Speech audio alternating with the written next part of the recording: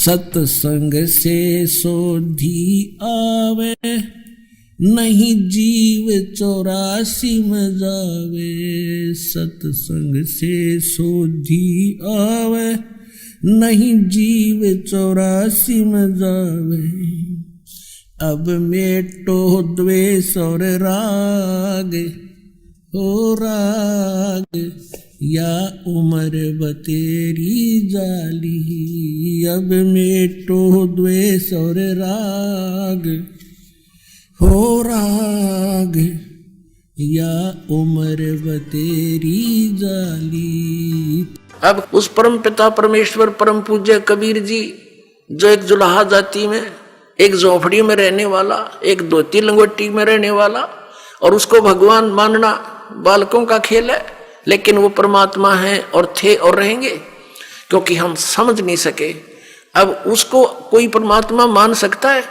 जब दास ने प्रारंभ में कहना शुरू किया तो लोग मजाक किया करते थे कि देख यो भी दानक हो गया। अरे भले हुए कृत्य, हम तो लेट हो गए, दानक कौन में, हमने तो पहले होना चाहिए था जब पता लग जाता था। कहने का भाव ये था कि धानक का अर्थ है कबीर पंथी। उस कबीर पंथ परमात्मा परमेश्वर के द्वारा दिए हुए वे ऑफ वर्शिप पे, उस रास्ते पर चलने वाले तो हमने पहले बन जाना चाहिए था। हमारे दादे परदादों ने बन जाना चाहिए था। वह भूत बने फिरे नकली संतों और पंथों, इन गुरुओं के शास्त्र विरुद्ध ज्ञान को सुन सुनकर अरीब उनके श्राद्ध निकलवावे, वह भूत बने फिरे आप खावें, क्योंकि तुम्हारे पिताजी स्वर्ग में दुखी हो रहे हैं।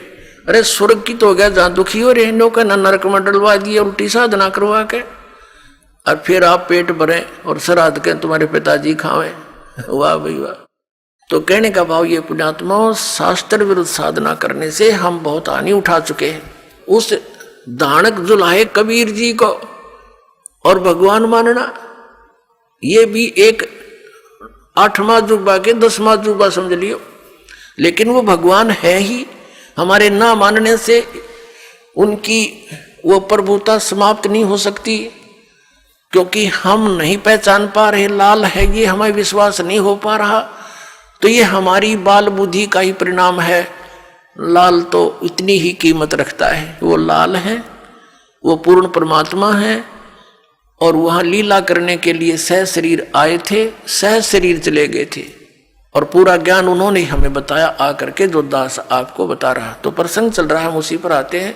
तो इसी प्रकार जब आप जी दीक्षा ले लेते हो, उसके बाद फिर दास जो वचन बोलता है और आपके मन में अविश्वास उत्पन्न होता है, तो आप कमजोरी में आ चुके हो।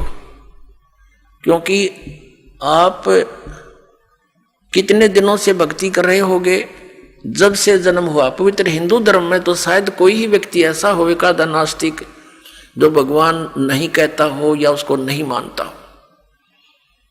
वैसे तो मुसलमान धर्म में भी भगवान अल्लाह वो सभी मानते हैं, ईसाई धर्म में भी मानते हैं, हिंदू धर्म में भी मानते हैं।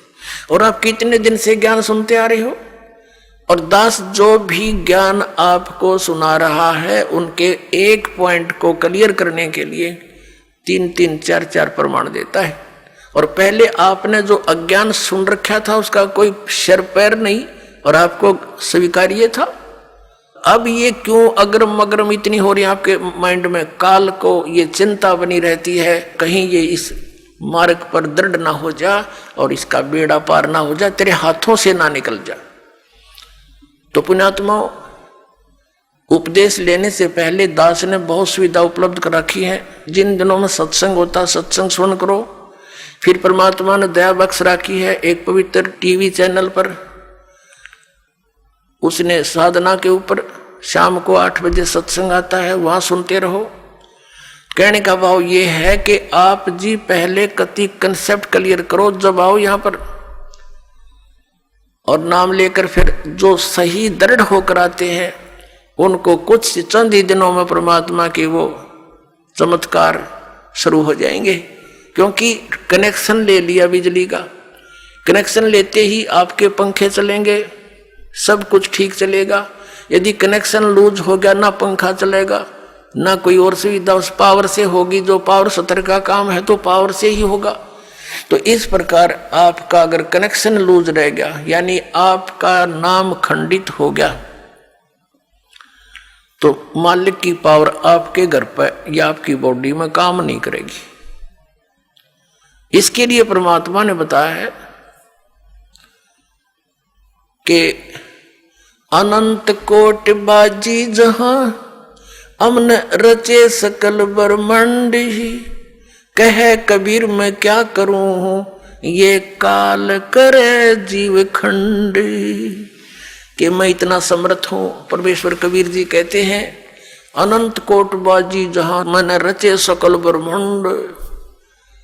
और कबीर साहब कहते हैं, आदरणीय गरीबदास साहिब जी को कबीर साहब ने ये ज्ञान दिया था, ये वाणी गरीबदास साहिब जी की है कि कबीर साहब ये कहते हैं, गरीबदास जी उसका समर्थन कर रहे हैं कि कबीर साहब ये कहते हैं कि मैं क्या करूं, युग काल मेरे से जीवों को खंड कर लेता है, इनके नाम खंड करवा के फिर मेरी पावर वहां काम कर नहीं सकती, ये ऐसा कर देता है। तो आप इसे सावधान हो। दीक्षा लेने में देरी हो जावे कोई दिक्कत नहीं, लेकिन लेने के बाद फिर ये समझ लेना हमें भगवान मिल गया।